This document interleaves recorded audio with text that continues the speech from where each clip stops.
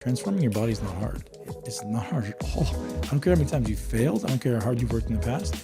You're just not doing the right things for you yet. So if you've ever gone to the gym and your knees are sore, your hips are sore, like, you know, I feel worse after the gym, like, you're doing something wrong.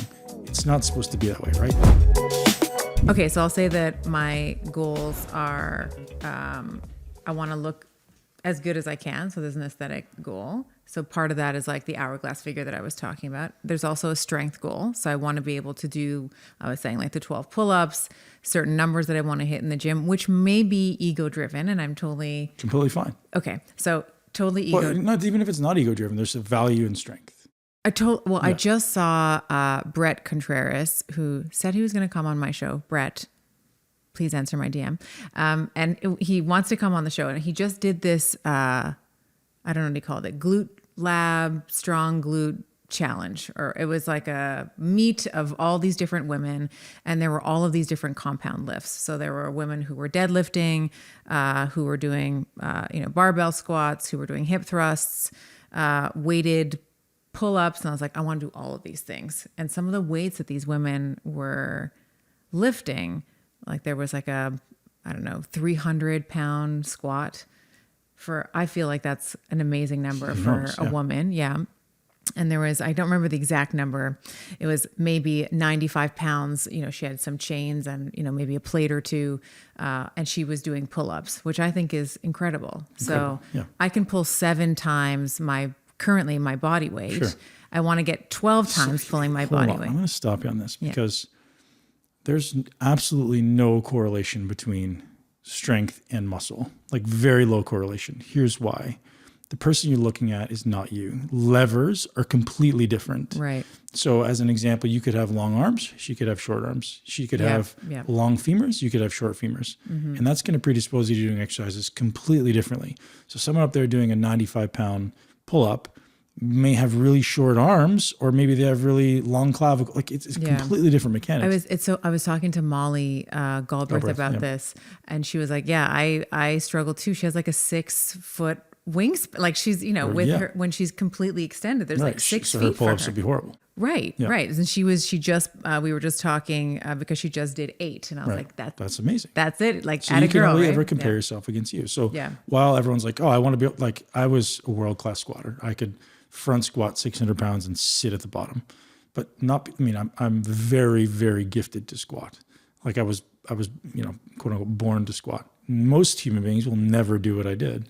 That's why I was able to get to the top. One of the reasons I was able to get to the top of the sport. But you could find someone who's got, just because of my proportions, if someone had really long femurs, there's no way they would get knee problems and back problems way faster than they get big quads. If they just squatted, I should say this clearly. And this is another mistake. Well, Layne Norton is also kind of famous for saying like he's got really long femurs and like, No, he's got very weak quads. So like he does have longer femurs, but like he just has trained himself to squat using his glutes and his lower back. He doesn't have particularly long femurs. Like if you watch him, I know Layne very well. If you watch him squat, he just doesn't train his quads in isolation to improve his ability to extend his knee. So if you squat to the bottom and you're going, hey body, I want to get from the bottom where I am now back up to the top. Your body goes, I'm going to use the strongest muscles I have in the exact order of their capability, right? So there's a leverage consideration, which one's furthest away from the center of mass. But there's also a size consideration.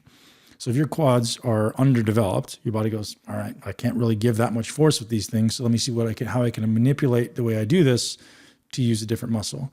That can work to your advantage or against you, right? So if you want to build your glutes, you can go, okay, body, I can intentionally use my mind to predispose my body to use glutes way more on a squat, or I can predispose my body to use quads way more on a squat. But this is the type of stuff that men or women don't understand. Is the first consideration for everything you do is not how much you're doing or how often you're doing it, it's how you're doing it. So I don't care what you do until I see how you do it. So if I can improve how you do it, think of it like, everyone talks about progressive overload being a king. And most people think of progressive overload as the amount of weight on the bar or the number of reps. It's not. The first opportunity for progressive overload is quality, right? So you have to qualify before you can quantify. So if every rep looks the same and you optimize your quality score, then progressive overload becomes king. But if your reps are kind of sloppy and as you get tired, do they look the same or do they look worse? Do you go faster or slower? That's a completely different game. I don't know if you guys talk about exercise like this on there, because sometimes I'm talking fast. Well, we're gonna go into a lot of detail today around that. So maybe you can give a couple of other examples of. So we do talk about progressive overload, but I do like the idea of quality before quantity before we're progressing. Yeah. What are some other examples of progressive overload? So it's not just weight on the bar, but it can be volume. Like this. So here's an example that I use all the time. If I'm just going to use easy numbers, not necessarily relevant numbers, but easy numbers. Yeah. So let's say I'm using a 100-pound dumbbell in this hand, right? And I'm doing a 100-pound dumbbell press. I know it's not, or 10 pounds, we'll say, for women's. You can use 100, that's just fine. Just for round numbers for simplicity. Yeah, yeah. So I'm doing a 100-pound dumbbell press. And my hand, say if I'm doing a shoulder press, my hand stays directly over my elbow, or bench press, my hand stays directly over my elbow. The relative, and it stays consistent throughout the rep. The relative distance of that distance from the joint that I'm working, which is the shoulder joint in this case, stays the same. As I get tired, what do? I slowly bring it in. So let's say I do 10 reps with my hand directly over my elbow, and I go, okay, that was good. I'm gonna go to 110 pounds, or whatever relative increase, 10%. So I've increased the weight by 10%, but here's what I do. Watch my hand. I do this. So I bring the weight closer to my body. So I've decreased the distance from the shoulder. Let's say I decrease it by 20%. So, if we measure this distance as 12 inches or 10 inches, and I bring it in by 2, I've actually decreased the amount of load that my pec is doing. So people think force equals mass times acceleration in the body. Everyone talks about force production. Well, force production, there's nothing in the body that works in a straight line. Everything works around an arc. So when you think of an arc, then you have to consider the distance. The distance is enormous. So distance is a really big part of the equation for force, torque in this case. The other thing I notice is range of motion starts to shorten. Well, the first consideration for most people is distance, and absolutely range of motion. We could talk about that in a moment. But so if your distance becomes less, you're doing less work. The easiest way to think of it is if I hold the weight like this, right, I can hold it there all day. If I hold it here, same weight. So the moment arm is different now. Exactly. Yeah. But people just don't get that. And if you start to understand the moment arm, then the opportunity is enormous to isolate specific things. Then you're correct in saying, well, every muscle in the body is going to be substantially weaker in its length and in short range. So most people go, well, I'm not good there. I can't do as much there, so I'm just going to avoid it. And then we start to generate these strength disparities, right?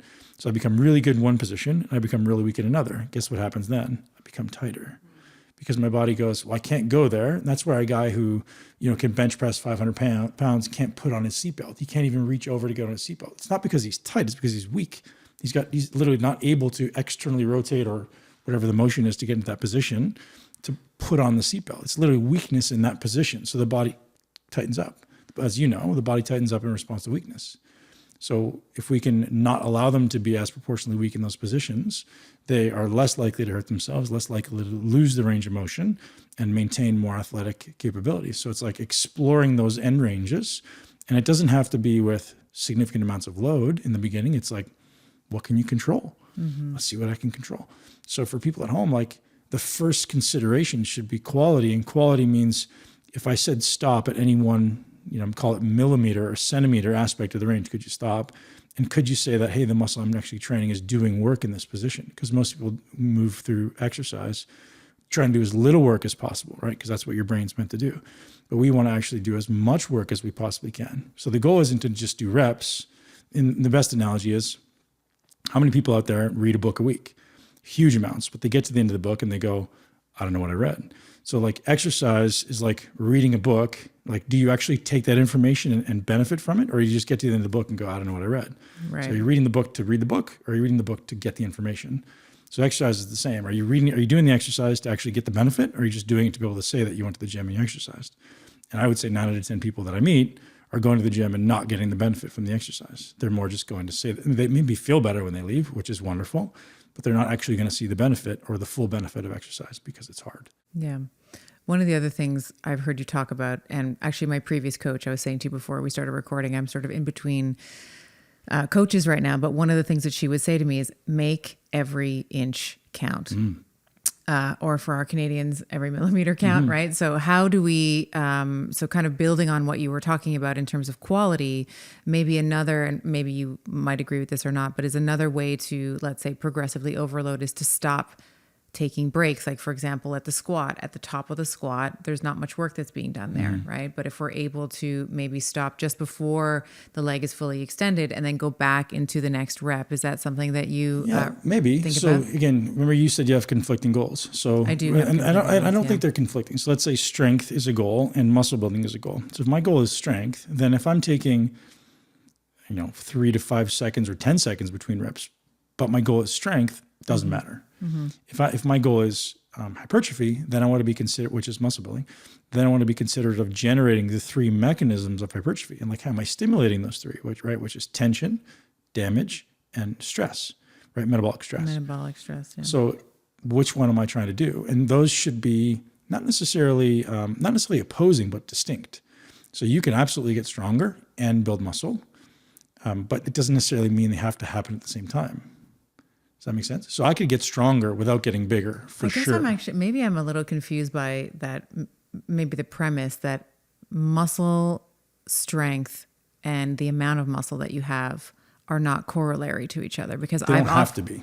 They don't have to be. Right. Okay. So I've always learned that they're not the same metric, but they often are so closely tied together that you can really interchangeably look at strength as a proxy for Muscle. Well, but think of a 90-pound Olympic weightlifter who's doing 400-pound squats or 400-pound clean and jerks. Right. It's not correlated, right?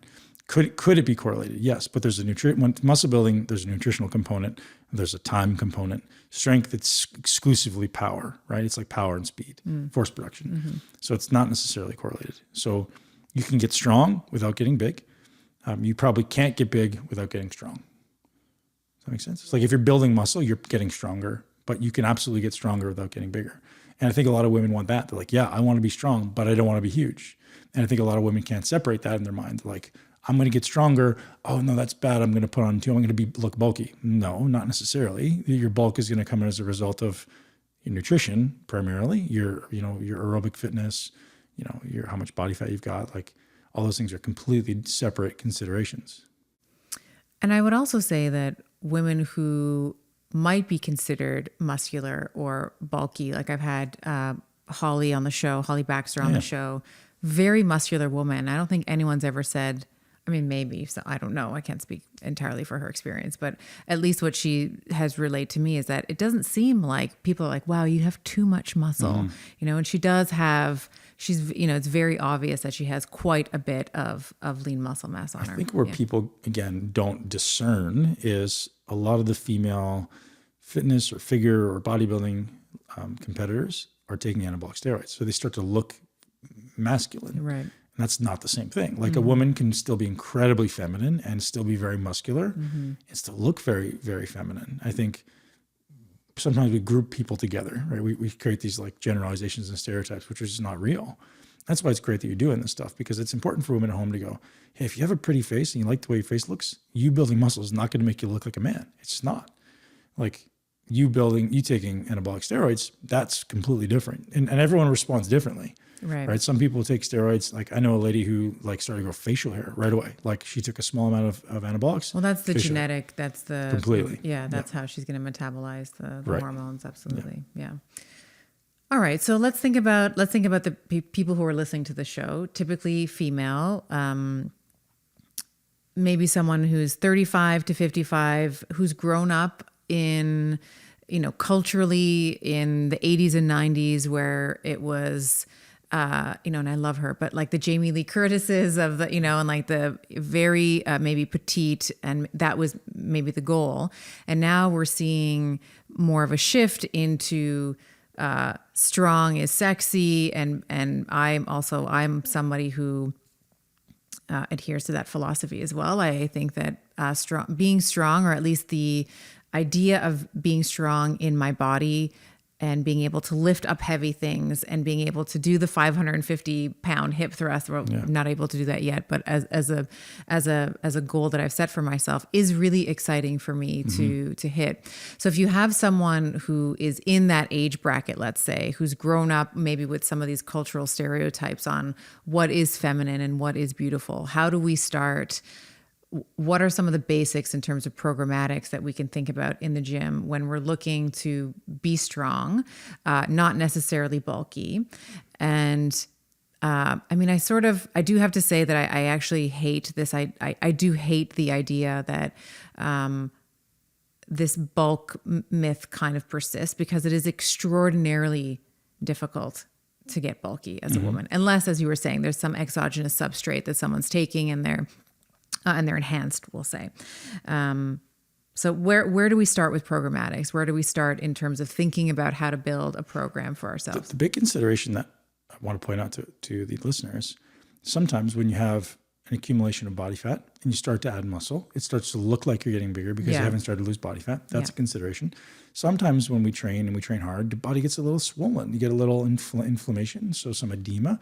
And like, hey, that acutely, temporarily can actually make women feel like they're getting bigger. Like, hey, my clothes are fitting a little bit more tightly. Yeah. It's very common in the first 30 days, especially if you've never trained before. Your body's just retaining a little bit of fluid. That's very normal. You're creating this micro trauma at the level of the muscle. You got to move through that, right? You got to move. And then, so the good thing about that is, I say that'll bring your attention to, if you are retaining water from weight training, well, what can you be doing to support enhanced recovery, right? We can talk about that later, but there's an enormous number of things you can do to support, the immune system processing more effectively and the body processing inflammation more effectively. So there's an enormous number of things we can talk about with that. But when it comes to just like foundational things that everyone should be doing, like what I call this phase one, right? So whether you're someone who's 20 or 30 or 40, 60, it doesn't matter. There's a foundational number of things that we should all be capable of, physical capability, that will allow you to increase the rate of results acquisition, right? So everyone right now, you have a specific, like if you just keep doing what you're doing, your rate of transformation is going to be a probably pretty consistent trajectory. There may be some ups and downs, ebbs and flows, but it's going to be a pretty consistent trajectory. But I would suggest for most people, let's say 95% of people, there's some things that you can do right now to improve your current level of physical capability that would accelerate the curve of your results. So that sounds interesting, right? So if we spend the next 3 months doing the same thing you've always done, you can assume your results trajectory to be one thing. But if there's a certain number of things we do now that increases that, that's interesting. So what do those look like? What does it need to be? Well, in my opinion, it's quality of movement, right? So what does quality of movement mean? Well, how well do you control your own body? Start there. And so spending times at the ends of the range, like start there. Don't worry about how much weight you're lifting. Like weight absolutely matters to results, but first quality matters. So you mean relative to gravity? Yeah. Okay. Well, no. So relative to adding more weight into an exercise, like you're saying, I would do 550. Okay. Right. But like, how well do you do 100? Like, is it a 10 out of 10 or is it a 6 out of 10? Right. Because if we could take it to a 9 or a 10 out of 10, you don't even need to increase the amount of weight on the bar, and you've just progressively overloaded your muscle because of quality score. And the way you think of quality is, it's like isolating this muscle to do more work per square inch, right? Or per inch of an exercise. So can I make sure this muscle is actually working at the bottom, the middle, the 3/4 of the way up, and the top? Is it actually doing work? And the way you check is like, stop. So I'm doing a rep with 100 pounds, okay? Or just with body weight, stop. Is the muscle I'm trying to train actually doing work there? Like, actually just go ahead and pause. And like, if you can't, stop there, which is for many people challenging, it tells you, hey, my muscle that I'm trying to train, or I think I'm training, may not be doing the work here, right? Because so many people do exercise and their focus is reps. So they want to get from one position to the other position, and they don't care what muscles are doing the work in the middle, if they're doing any work at all. It's like, if I threw you a ball, the ball would get from my hand to your hand, but it would kind of go through this arc and nobody would be touching in the middle. It would get from point A to point B, but no actual work being done. So the goal is... And it's just a function of momentum at that point, correct. Right? Yep. Yeah. So, well, how do we do it? Just like eliminate that to start. And if you can control your own body weight, then you've earned the right to now add a little bit more, right? And I think that's why it doesn't always sound sexy, because women are like, oh, this guy says this. And I'm like, if you can't control your own body weight to start... I was actually watching a lady at the gym today, and I know her, and she's like, hey, I want to build my glutes. So like, okay, show me what you're doing. And she looks like a baby giraffe. Like, she doesn't know how to move her body. So I was like, and she's like, oh, this coach said I need to do 300 pounds and put this much in a leg press. And I was like, you're just begging for injuries. So if you've ever gone to the gym and your knees are sore, your hips are sore, like, I feel worse after the gym, like, you're doing something wrong. It's not supposed to be that way, right? And the way I explain is like, that's an old mechanism and an old result. This is a new mechanism and a new result, right? A new opportunity. So So we teach you how to do things correctly. We actually learn to control and use your body correctly. Now we can start effectively adding on top of it, right? You wouldn't get in a 100-meter race against an Olympic champion and sprint all out, expect your body to know exactly where to go and do it in a fast way, right? Could you run 100 meters? Yes. But is it going to be mechanically effective? Probably not. But the better you can make it as far as mechanics, the faster you can get to the end, right? That's really a good way to think of it. It's like, well, the goal is to run the 100 meters or whatever your physical goal is in really the fastest time possible. And to do that, you have to do it in the most effective way possible. Does that make sense? Mm-hmm. And everyone's got varying mechanics, right? So your mechanics are different than mine, is different than everybody else. So watching somebody on YouTube is not an effective strategy to, one, first select exercises. That's just a horrible idea. And two, to learn how they do it. Like maybe success leaves clues, but really there's a lot that you can, that you need to learn about yourself. And it doesn't take, some expert trainer like yourself or me showing you how to do it. It's like, there's some really basic, simple things that if you figure it out for you, everything else kind of lays itself out. So if we're talking about, you mentioned before, and I'm paraphrasing, but a hypertrophy signal, a metabolic signal, a neurological signal. Mm-hmm. What would be some of the different, how might we think about that in the gym in terms of eliciting those three different signals? So I think I have an idea, but I'm interested in how you might manipulate those three levers for signaling the body to change and to grow. So if we look through the lens of body transformation, right? So outside of body transformation, there's obviously athleticism and different goals. But if we look at just like body transformation, there's three primary targets in the body. As you said, there's a neurological stimulus, which is like accumulation of strength. I want my muscles to be better at firing more motor units at a time. Yeah. Yep. And then I want a hypertrophy signal, which is, as we spoke about before, is tension, damage, stress. And the last one is metabolic, which is really like asking the body to produce more energy per unit time. So how do we program those things and how do they elicit different results? Well, a strength stimulus is going to be just what you think it is. It's going to be slightly heavier, slightly lower repetitions, a little bit longer to recover, 2 to 5 minutes to recover between sets. There's nothing wrong with that. That's a great idea. Hypertrophy, we're going to vary the signal a lot, right? Hypertrophy is it's typically never linear programming with hypertrophy. It's what we call undulating typically. So there may be some heavier weights. Maybe it's 5 to 6 reps sometimes. Sometimes it's 8 to 10. Sometimes it's 12 to 15. Sometimes it's more. But we're going to vary the signal, right? So it may be, again, when it comes to hypertrophy specifically, quality score trumps everything. So if we assume that everyone's got the quality score in the right place, then we're looking at, okay, well, now how can I create a variation that allows me to elicit the smallest amount of work and get the biggest result?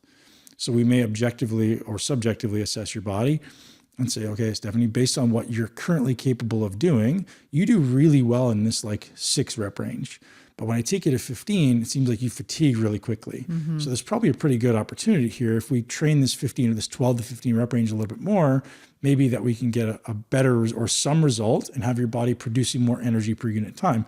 Because as you can imagine, once we start getting into longer amounts of time under tension, so 40, 60 seconds and beyond, then the body has to start producing energy faster because it can't keep up, right? If I'm doing something over and over and over again, the body goes, I'm not sure that I can keep up with this. So the next time you come back, it's going to be more effective and more efficient.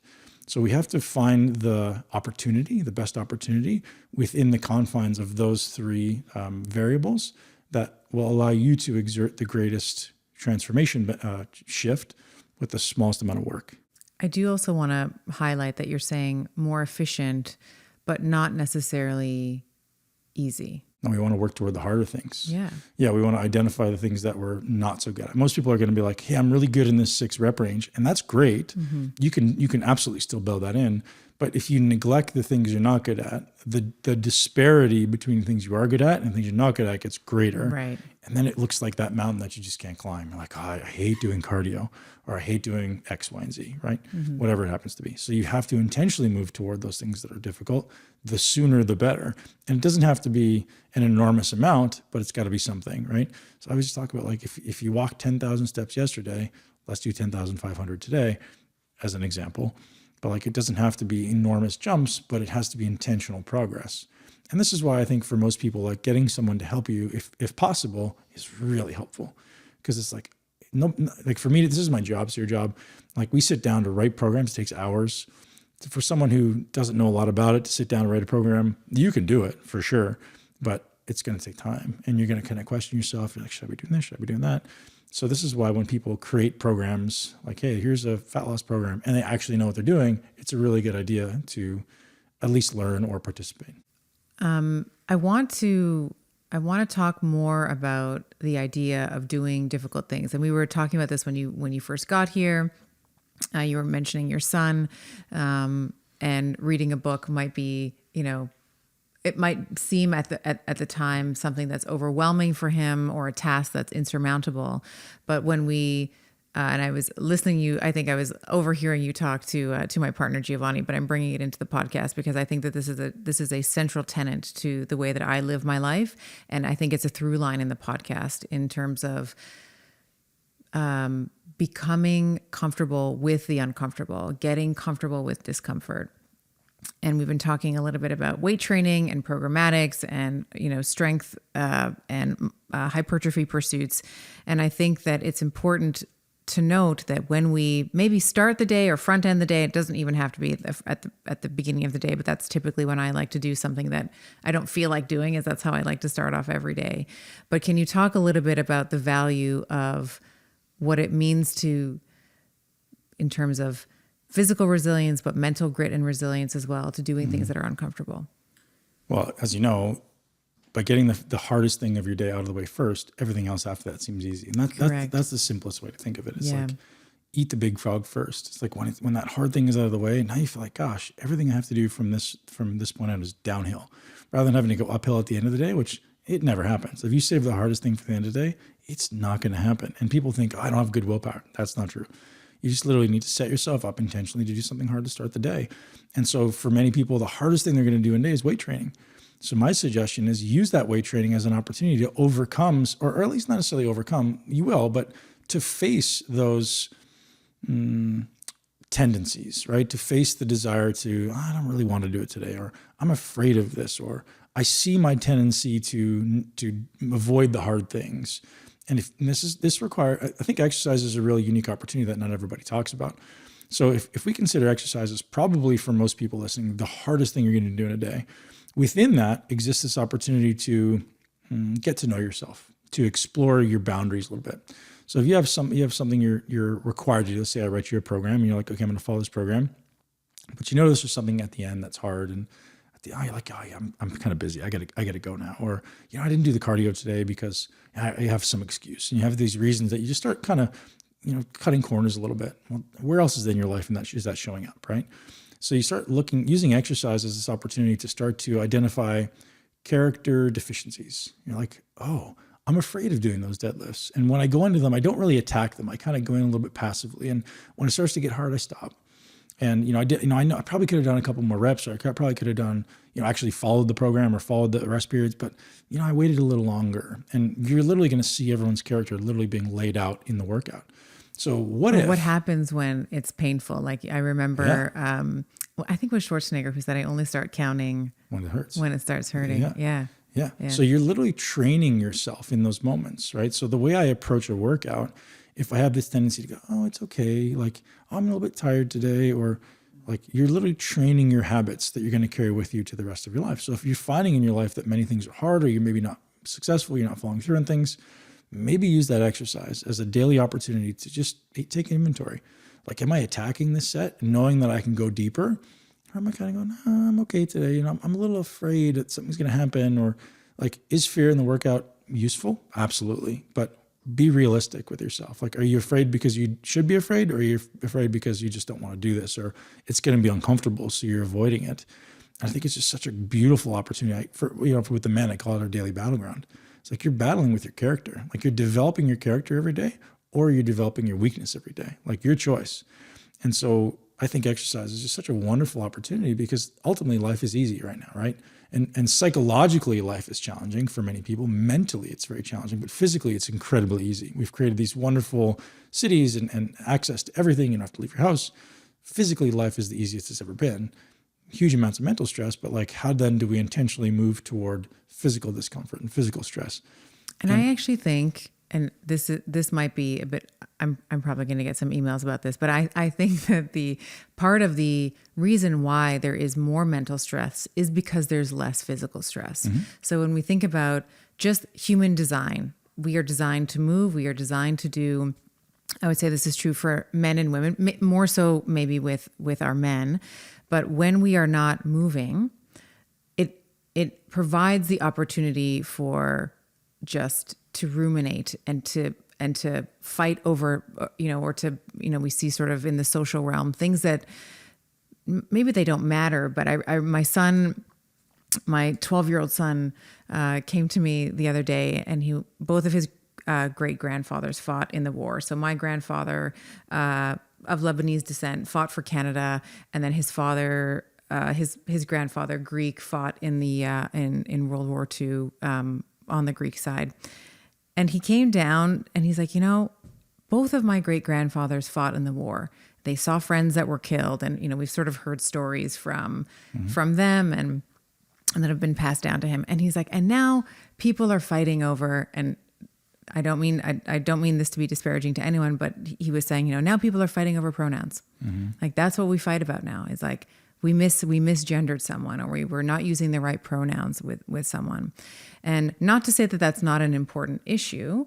I think that we can be supportive of communities, the trans community in this case.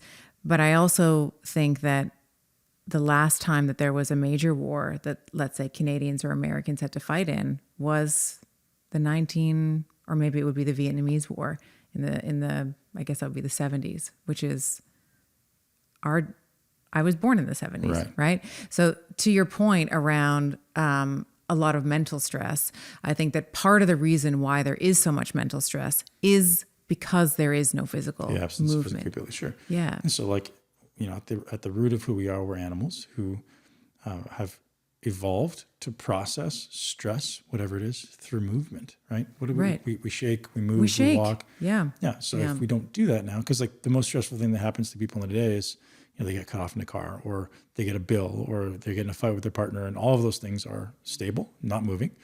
And typically, what do I do after? I'll usually go and find some external coping strategy, right? A pill, a drink, or some food, and I'm still immobilized. But it makes me feel better temporarily, but it doesn't actually mobilize the stress. And the nerve. If we look at it through the lens of the nervous system, when you're getting a huge bump in sympathetic arousal, you're getting a huge bump in cortisol. If you just sit in that and you stew in that and not allow yourself to actually move through it, it just exists. It starts to create, changes in the tissue, changes in the nervous system that stay there, changes in the brain that don't necessarily move.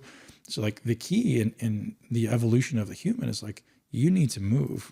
Either, I always say to my kids, either you're going to move on purpose, or someone else is going to make you move. In this case, it's stress. You need to move, right? It's a requirement of the human system. Yeah, agreed on that. And that's why I think starting off our conversation with movement is so important, because I see so many women, and I was saying to you, our demographic is a lot of perimenopausal and menopausal women, where we start to see some of these changes in affect. We start to notice changes in cognitive, we'll say resilience, where women might be experiencing more anxiety or more sleep disturbances, which of course is a snowball effect into everything. And I feel like if we can dial in the movement piece, even if it's not necessarily a structured weight program like we've been discussing, but to your point around walking, just get out and walk around the block. I always, if there's an email that comes in or whatever situation, it's just a lap around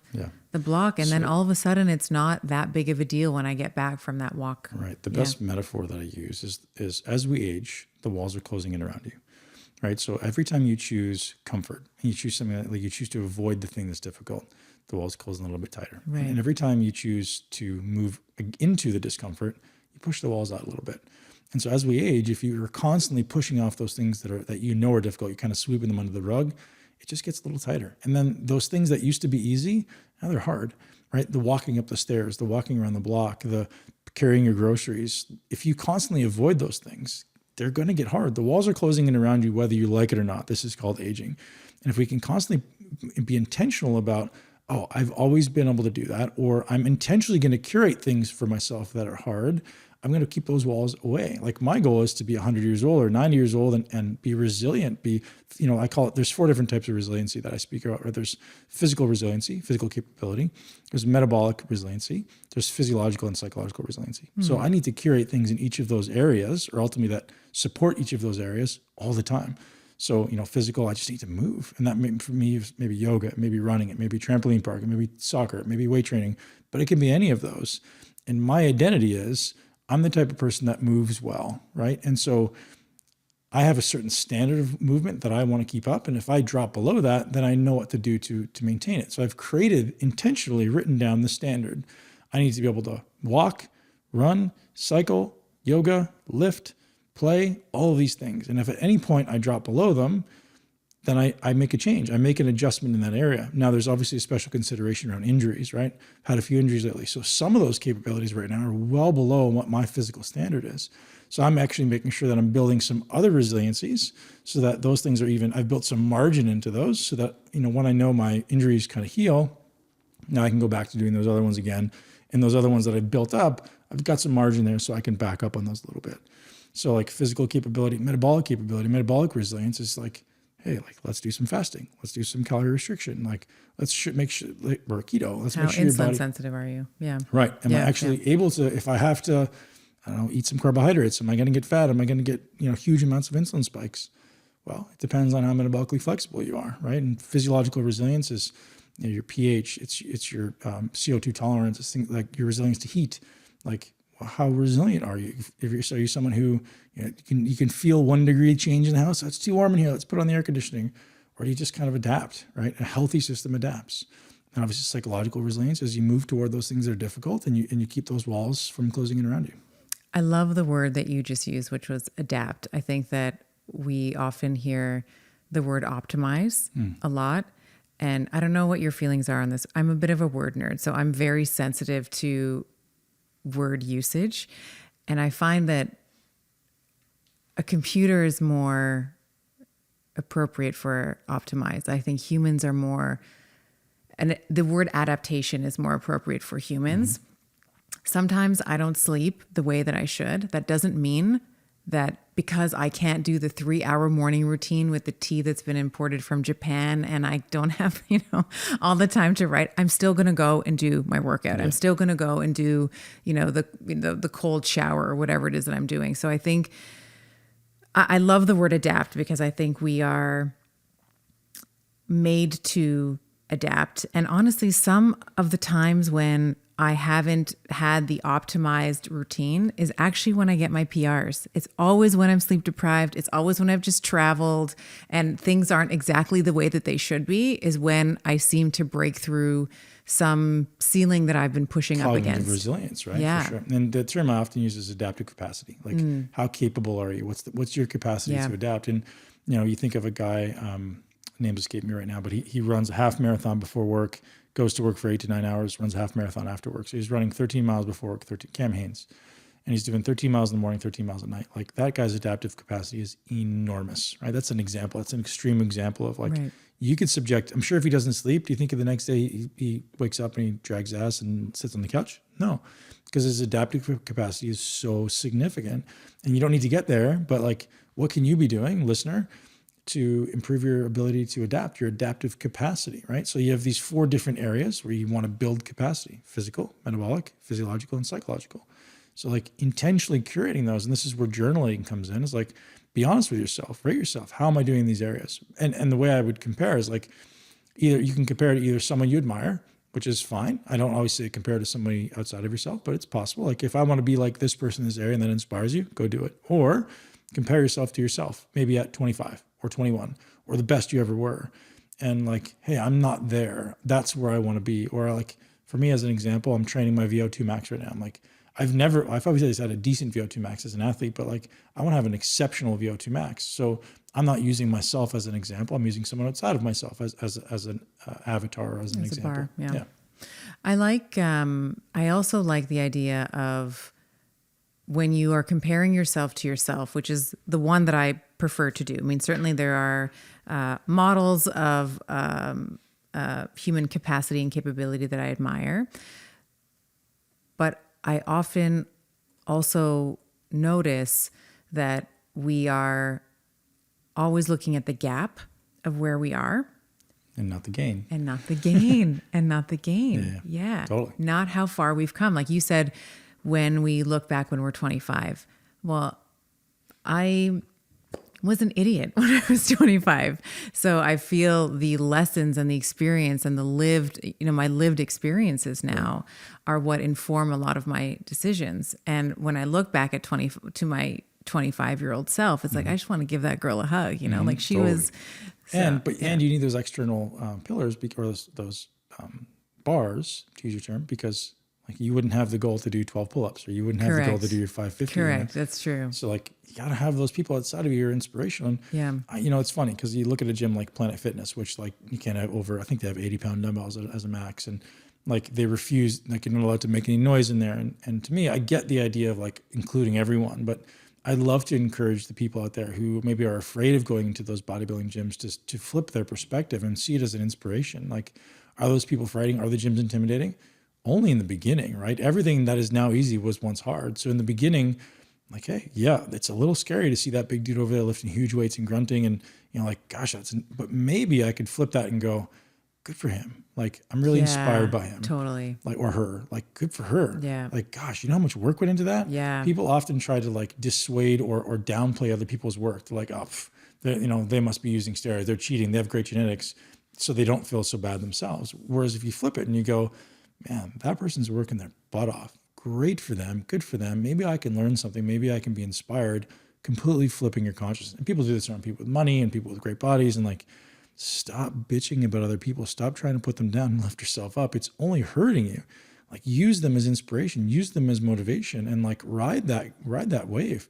If you give them a compliment, they may actually be like, hey, no problem. You want me to show you how to do this? Mm-hmm. Gosh, and I'll tell you, I think it's easier for the ego, though, to complain. And that's why people stay in jobs that they don't love. Yeah. It's why they stay in marriages that are good, not great. Mindset. Yeah, because it's easier to say, well, it's good. It's not, fear of being alone is a challenge, right? Fear of. Yes. Yeah. I guess my thinking there is that it's easier to complain about the life you don't have or the things you don't have than to actually be all in and go for it. Because if then that fear of you not succeeding actualizes, I think that's way more threatening to the ego than saying, well, I could have, but I just chose not to. That's extremely true. Extremely true. Especially, there's people out there who are perfectionists, or there's people out there who maybe haven't succeeded in many things and they've got evidence, right? Their history is like, hey, you've tried these things in the past and you haven't succeeded. My encouragement for people is like, I haven't succeeded yet. And you maybe just haven't found the right model or the right process. Like when it comes to transformation, I said this before we started, I want everyone listening to know, like, transforming your body is not hard. It's not hard at all. I don't care how many times you've failed. I don't care how hard you've worked in the past. You're just not doing the right things for you yet. It's not hard. It may be uncomfortable. There's that very powerful. It may be uncomfortable. It may be different, but it's not hard. Like compared to what, right? So when I was competing, I'd compare myself to a Navy SEAL and I'd be like, nothing I do is hard. Like, if you train so hard, I'm like, no, like, this isn't hard. I get paid to go to the gym. I get paid to eat great food. Like, come on, nothing about this is hard. This is luxurious. Like those people who are suffering and they don't have any food, or people who are in war-torn countries, or even the warriors, like, those people are working hard. I'm sitting here in this lavish lifestyle, eating the most expensive, most beautiful foods in the world, going to an air-conditioned gym so I can intentionally subject myself to some resistance. Like, there's nothing about this is hard. Right. We're just weak as a species. And if you start being honest with yourself, the reality is you're soft. Take your purse off, take off your high heels and get to the gym. It's not, it's definitely not difficult. It's definitely new. It's a little uncomfortable at first, but you build your resilience, right? If it's uncomfortable for you to go to the gym, you already know the walls have closed in around you pretty extensively. Mm-hmm. So start pushing back. You've mentioned metabolic health and physiological health. I wanted to maybe touch on nutrition. This is another topic that we talk about a lot on the show in terms of different models for thinking about food. So we've been talking about recomping from a physical vertical, if you will. Of course, a big part of changing the way that you function, the way that you move, the way that you feel, the way that you sleep, all of those things also is a function of nutrition. Can you walk us through very generally, like 30,000 foot forest from the trees, and we can get more granular as we go in, but what are your thoughts on how someone might think about, I think as a first primary tenet, I think you would agree with me, is reducing inflammation. And then when we think about choosing a diet, I think a lot of people will jump to the macros maybe, and not consider sort of a more holistic picture of what it means to eat well. So maybe walk us through some of the tenets that you think about when we are thinking about how we want to recomp our body. There's a 42-year-old woman who's new to Planet Fitness. She sees the guys that are grunting with the 80-pound dumbbells or what have you, and she's also trying to make changes in the kitchen. What are the first steps that we want to think about when we're thinking about changing the way that we eat and our relationship with food? So the way I approach nutrition for people may actually be different than what you advocate, and I'll share it with you. So from my experience, most people fail when they attempt to put themselves in a massive caloric deficit, take all their foods out that they love. So my objective is, well, what behavior, like nutrition is a behavior. So what behavioral changes or behavioral shifts can we make that ultimately allow people to succeed? Because my goal with our business is 100% success, right? And that doesn't necessarily mean that everyone gets to the exact goal that they want, but my goal is that we create a daily optimized experience that allows everyone to be 100% successful within what they're willing and they're able to do. So nutrition for someone may be like, hey, if you're supposed to eat 2,000 calories a day or 1,800 calories a day, like most nutrition coaches are going to say, we need to put you in a deficit. And my opinion is, like, I want you to feel satiated. I want you to feel, because most people have learned the behavior of using food as a coping strategy, using food to feel better when their hormones are all dysregulated, their gut health is dysregulated, their cortisol is probably all over the place, their circadian rhythms are messed up. So for me, if I take away all the calories, which is their coping strategy, I kind of think they're going to fail. I think we're setting them up to fail.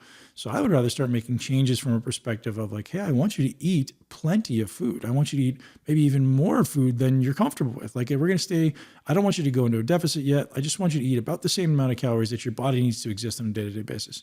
So sometimes in the first 2 to 4 weeks for someone, we may restrict the number or where the calories are coming from, which I'll talk about in a minute. But oftentimes I'll just prescribe self-regulated eating. But then you have to say, okay, I need you to hit these specific guidelines. So I need you to hit enough protein, I need you to hit enough fiber, maybe some vegetables.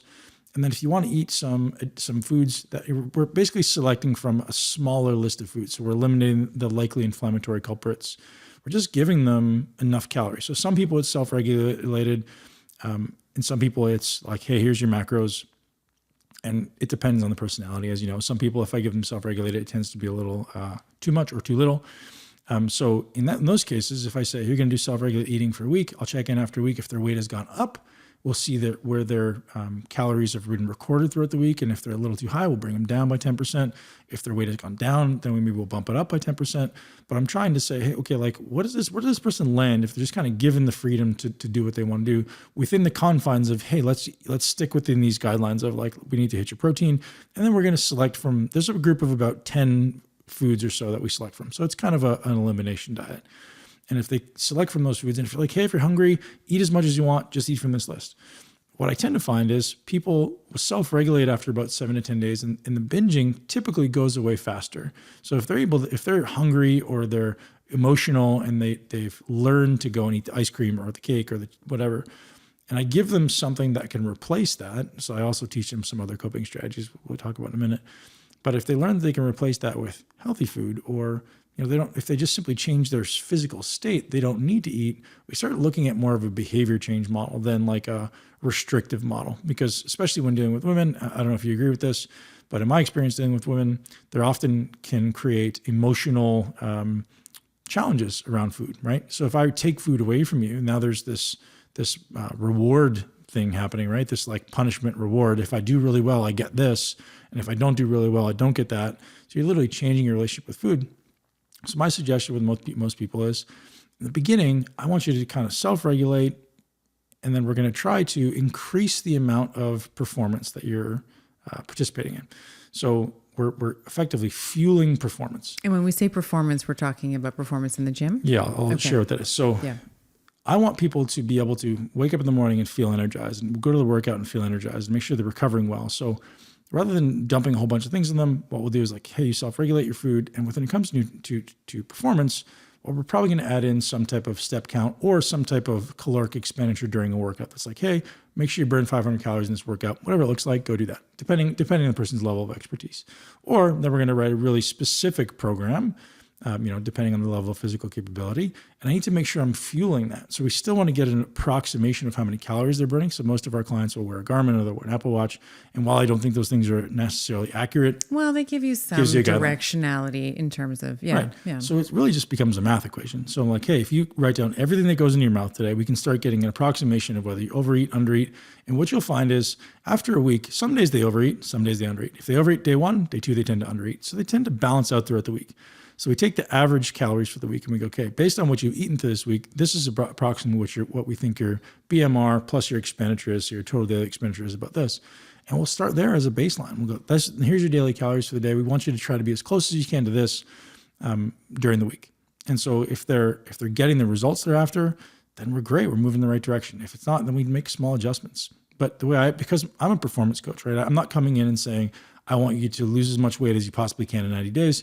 Because I don't think it's sustainable. Because the one day that they're going to look the way they want to look is that one day, and then as soon as they stop doing what they're doing, they're going to balloon back up. So I'm not an advocate of massive caloric deficits. I'm an advocate of lifestyle changes. So it's like creating an identity where, hey, I'm the type of person who walks every day. I'm the type of person who wakes up every day and I walk 5,000 steps before I put anything in my mouth. Or after every meal, I walk for 10 minutes. You start creating these identity shifts or these behaviors that become habits that become identity shifts. And for me, that's the more effective approach for a long-term change, right? Everyone goes, I want to change in 90 days. I'm like, I'm not the guy for you, right? I can teach you a lot in 90 days that will allow you to be lean for life. That's kind of one of our taglines. So we have a program we call Phase 1 that leads into Lean for Life. So Phase 1 is laying the foundations, creating habits. And Lean for Life is, hey, now that you've got all these habits and behaviors in place and skills, now we can show you how to sustain that for life. So that's I kind of scooted around a little bit, but I think that. No, that's great. That's great. And I would say that my experience with women is more often than not, they're usually and again, coming back to that demographic, like that 35 to 55-year-old woman, they've grown up in this 1,200 calorie, 1,100 calorie. Yeah. And then if they want to go down from there, they need to, nowhere to go. There's nowhere to go, right? So there's sort of this metabolic adaptation that happens, and then they can't seem to get rid of the weight that they're looking to get rid of. They turn 45 and all of a sudden they're 10, 20. Gut health, hormones, right. Sleep, it's all messed up. So we obviously spend a lot of time fixing all those like you, and everyone's coming at it from such a different place, right? So the first thing we're gonna do is, if we can, we test. Just like you, it's like, I can make a very educated guess what I think is going wrong. You could tell me based on symptoms, or we can test. And there's a small number of things that if you optimize in phase 1, your results are exponentially faster. Sleep, as you know, is enormous. Stress, which is really adaptive capacity.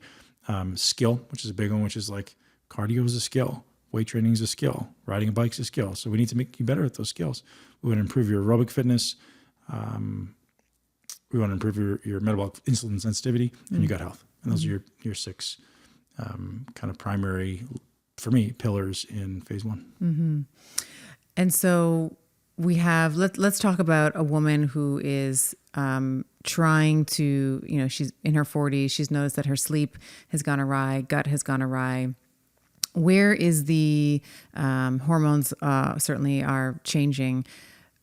What role do you think parasympathetic function has in her ability to, let's say, reduce inflammation or to improve any of those verticals? Because I have a bias around, and I maybe this is a bias that's been demonstrated through clinical experience, but what I've often found is that we have very much sympathetic dominant individuals that are running around who've actually lost the ability to tap in to their parasympathetic function. So even just the simplest things like, how can you inflate, all lobes of the lungs? Like, how can we get those lower lungs, the lower lobes of the lungs, moving and diaphragmatic breathing, et cetera. What is your thoughts on parasympathetic function and the ability to tap into it when necessary as a proxy for reducing inflammation and healing? Well, I mean, you answered it, right? for me, it's a non-negotiable. It's like, what can we build in? And the way I look at levers, so we have an innumerable number of levers, and we can say, this lever may be a really big lever, meaning it's going to make a big difference, right? So breath work, meditation, cold plunges, those are levers. And some of them are, let's say we rank them on a scale of 1 to 10, and some of them are a 10, and some of them are an 8, and some of them are a 3, as far as the actual impact they'll make on each person. And then you look at, okay, well, how likely are they to actually do it? So some of them are a 10. And so even though, a lever may be an 8 or a 9, like, I'm not likely to get in the cold tub very often, so I won't prescribe those ones, right? I'll find the ones that they're much more likely to follow through on. Like, you have to be willing and able to do it. So what are the ones you're most likely to do? And they're going to have the biggest impact on you. And we're going to give them a number to choose from, right? So I have with my team, I have full parasympathetic days. I was like, I need you to train these days. And it's like disconnecting from the matrix, right? It's like, hey, I need you to go on a 2-hour walk. I want you to be in the park. I want you to be outside. I want you to be in the forest. I want you to be at the beach. Like, you got to leave your phone at home, be completely disconnected from the matrix. And so depending on how hard somebody's training, certainly in the beginning, we try to include parasympathetic days. So it's like, spend a little extra time in bed, make love to start your day, read a book, jump in the sauna, go in the pool, go in the ice tub. Like, we literally curate their day. Go for a hike outside, and try to disconnect from all those things that are fast, right? The fast living, the sympathetic orientation.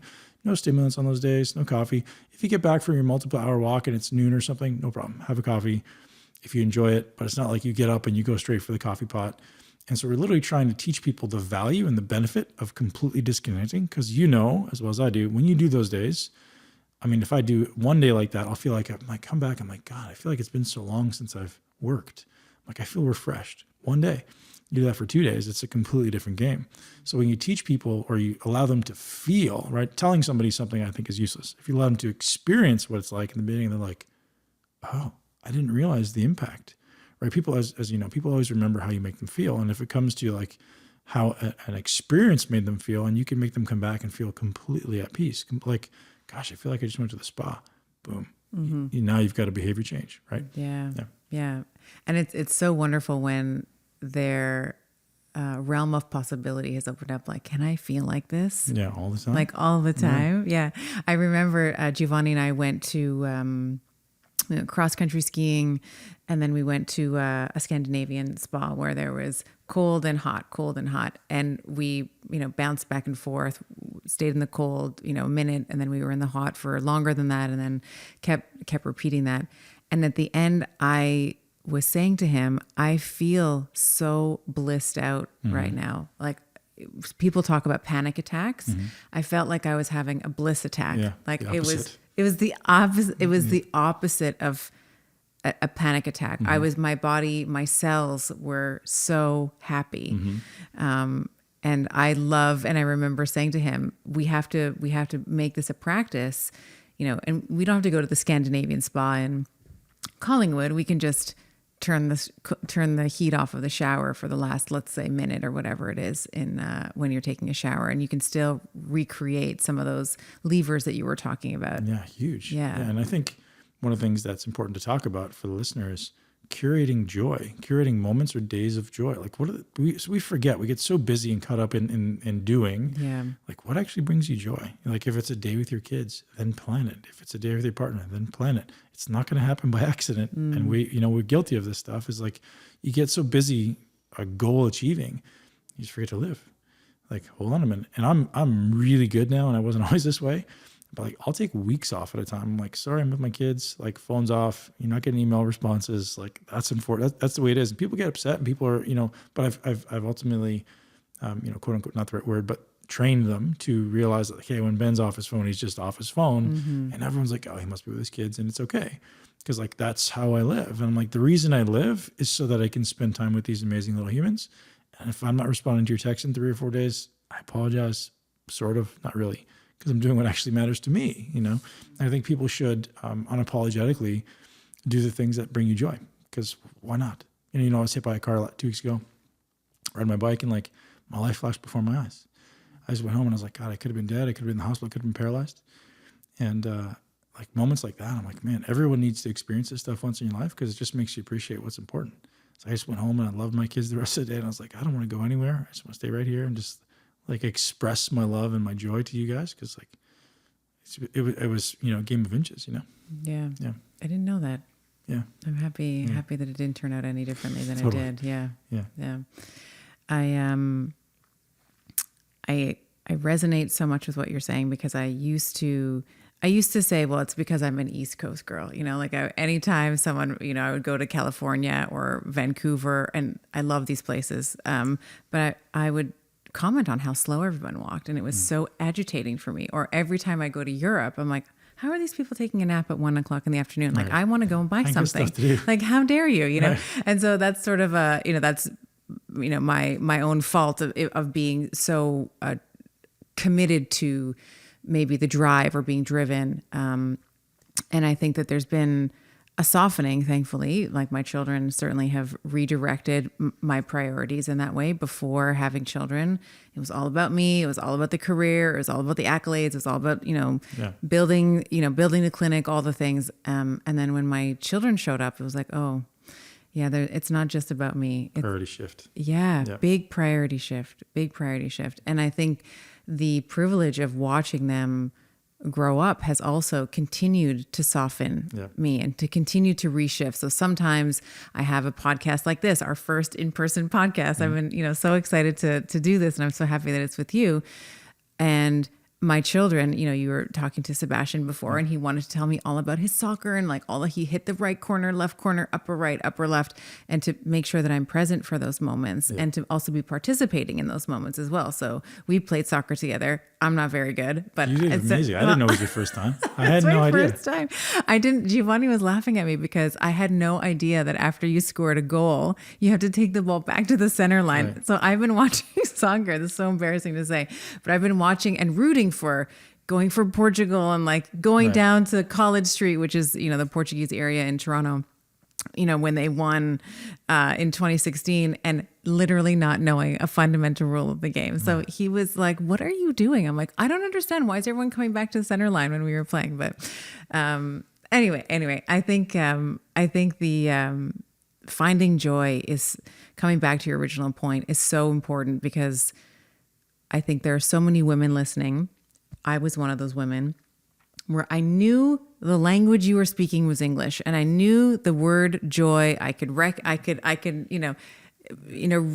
the word in my brain. I know he's talking about something like happiness. That's what he's talking about with joy, but didn't really know what the experience was like. So I loved that you spoke about, you know, sort of the idea of information versus experience. Right? Experiencing joy and finding, and it's going to be different for everyone. For me, it's cross-country skiing. It's going to the beach with my kids. It's playing soccer. You know, it's having. I know a lot of parents struggle with their kids. So like a lot of parents have, you know, a contentious relationship. There's a little bit of tension. Sure. And I encourage everyone to sit down and realize, like, so the way I view my kids, I don't know if you heard me talk about this, but I truly believe they saved my life. Like, I think I was on a path to self-destruction and certainly young death. And they were born, and so the minute they were born, I was like, "These are angels." Why did you feel that way? Well, as a professional bodybuilder, I was so focused. There was nothing else in the world that would stop me. Like, I was going to be the best in the world, and I didn't care who got in my way. I didn't care about anybody. I was just like, I'm going there. Mm-hmm. And so, my grandfather was my dad. He raised me, and he passed away. And in 2007. And then so in 2011, I had the opportunity to go to Paris, which is where he's from. He's from France. And so went to Paris to kind of celebrate his life. And in Paris, my son was conceived. And I'm such a believer that my grandfather sent my son to save my life. And then a year later, my daughter was born. And so with my son, I was like, oh, I can keep going. He's my buddy. Like, we're going to train together. We're going to be my buddy. And my daughter was the born. 1-year-old in the gym. Yeah. My heart just exploded when my daughter was open. I was like, there's no way. I can't be the same person. I was very driven. I was, you know, ruthless. I was like, I'm going. Like, nobody's stopping me. And as soon as my daughter was born, my heart exploded. I was like, whoa, there's no denying that I can't be the same person anymore. I just couldn't be. So I thank them every day for saving my life, because bodybuilding, you know, like, I did it in the healthiest way possible, but it's still not a healthy sport, right? Like the levels that we push it to, my body weight, it's not healthy, right? The anabolics, it's not the healthy. cycle, yeah. Yeah. So And I wasn't going to stop. Like, I was so committed to being the best in the world. It's all I could think about. It's consumed me, and I have an obsessive personality, and I don't stop. Like, I don't take no for an answer. And I was in the top 10. Like, I was close enough where I could have done it. And the only thing in the world, I think about it to this day, there's nothing in the whole world that could have stopped me other than death and my children. And so I thank them so much. And the reason I share that with people is sometimes our perspective on how children exist in our life is variable person to person, right? Some people resent their children. Some people appreciate their children. Some people act out their parents, how their parents treated them with their kids. Yeah. And gosh, if you could just view your children as, 1 minute they weren't here and the next minute they were, and these angels were sent to just experience life. And, are they yours? Maybe they're their own sovereign being, that you're just here to be their sentinel and to teach them love and safety so that they can, go out in this world and do amazing things in this world. And so my vision, mission in life is I just wanted to heal myself so that I can be a better version of them. That's literally all I'm doing. It's like everyone's like, what's your mission? It's probably to heal myself and then teach other men how to do it themselves. Because I know I grew up, with the absence of a father. I had a grandfather. My dad was in the wings, but not there. I remember being the most afraid, the most lonely. And I was just like, I don't ever want another child to experience this. So my mission is like helping dads to realize that. So I always talk about the second mountain, similar to what you just spoke about. The first mountain for men, and I speak to men, and I'm sure it's the same for women, but specifically in my case was external accumulation, accomplishment, gratification. Like I'm trying to get that thing out there, right? I want to be validated. I want to make money. I want to have significance. I want to have importance. And you get to the top of that mountain and you realize it's not where you want to be. You're like, this isn't it. So now instead of now shining the spotlight outside of me, like I want to accumulate that money and this thing, and now I shine the spotlight inside and on myself. And so now the focus and attention is like, what do I need to do to be the best version of me, to heal my body, to heal my heart, to heal my soul, so I can show up for them and they can lead the next generation, and I can lead other men or support other men to ultimately be their best. And I know this audience is predominantly women, but I'm sure there's a lot of women out there who can relate to carrying their trauma forward, right? I always say, like, live from your heart, not from your trauma. And that's a really hard thing to do, easier said than done. Especially when you've been taught to wrap your heart up in thorns, right? If you've been hurt, and that's how I describe it. I describe, being hurt and some of the, experiences that you experience along the way, just having to protect your heart because it's been broken so many times before. Yeah. And it's not easy. And you ask why I keep a coach all the time. And that's it. There's always something that comes up. I'm like, and I look for my pain. I look for my challenge. Like what brings me physical discomfort, emotional discomfort. And I'm like, okay, there's something here, right? Why does that trigger me? Why does that make me upset? Your triggers are the doorway to your trauma. So, freedom. Yes. Yeah. Discovering what it is. And so I had one this week is like, I have a huge issue with reliability. Like in all my relationships, I'd never had anyone when I was a child that I could rely on. So now I've created this relationship this relationship with relationships that is usually one directional. Like I give, but I don't receive, because I don't ever feel like I want to owe anybody anything. I keep, anyways, I don't want to get into my stuff, but we can get into your stuff if you want. No, point being, like, I think I encourage everyone to have the courage to realize that, if there's something that's triggering you, if something that's challenging you, there's your opportunity, and be courageous enough and strong enough to move toward it. And I think, honestly, the thing that gave me the courage is bodybuilding for me. It gave me the courage to like believe in myself, to have the confidence, to realize that I could withstand hard things. And the more I can withstand hard things, the more I can move toward those emotional triggers, which are probably the hardest of all. I think we were originally talking about children, and one of the things that I have come to realize is I can pretend that I'm I know my trauma, I know my stuff, and then my children will just hold up a mirror and they'll be like, humble, please be humbled. Yeah. And I think that that's one of the most beautiful things, or most beautiful gifts, I'll say, that my children have been able to give me, is the help and the direction in terms of where that treasure lies, right? where those triggers lie for me. And initially, I remember even just my older son, I remember he was maybe 2, just has no manipulate. He's not trying to, and I was getting so upset at him. Maybe not, I can't even remember what it was, but I remember catching myself thinking like, this is a 2-year-old and you're 35, like what? They just want to be safe. Yeah. They just want to be safe. Yeah. And so do we. I mean, I think there's so many of us that are in our 30s and our 40s that are just, we have a 30 or 40-year-old chronological body, but we have the emotional, needs of like an 8 or a 10-year-old because those weren't met. And so we replay them out with our children. So, your point around maybe some people and their relational difficulties with their children, I think being the generation or the person, let's say, to stop that transmission of trauma forward, I think is very important for me. And I think it, as I'm hearing you talk, it seems like it's important for you as well. Yeah, it's literally everything. I mean, it's the only thing for me, really. Like, why am I doing everything I'm doing? Is why do we live, right? It's like I want to give my kids the best life they possibly can. I want them to express the love and the greatness that's within them in whatever way that they want, not the ways that I want, right? Right. And that's a really important lesson for parents too. Is I think it was Mark Twain that said, "Children are cursed with the unfulfilled dreams of their parents." Yeah. And so true. Like, and I'm very blessed to have made it to the top of the mountain in what I did. So I don't wish that on them. Like, I'm like, you guys can do whatever. I don't want you to be a pro athlete. Like, if you want to, go nuts, but it's not what you think it is. Like, it's, is it great? Maybe, only if you really, really love it. And so you have so many parents out there trying to shove their square peg into a round hole with their kids. Like, you need to do this because I liked it. Like, no, man, that's just so ridiculous. But hey, to each their own. I hope parents can, as far as like suggestions for parents out there, I know because it's not easy to navigate your own emotions. There's a book called Real Love that I recommend to everybody by Greg Bear. It's the best. There's Real Love for Parenting. There's Real Love for Marriage. Just get Real Love, the original one. Greg Bear, Baer, phenomenal. Like it's certainly my most gifted book.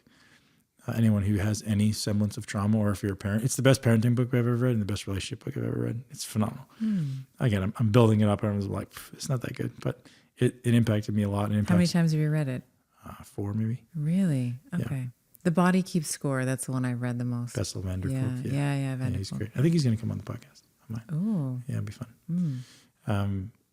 That's a good one.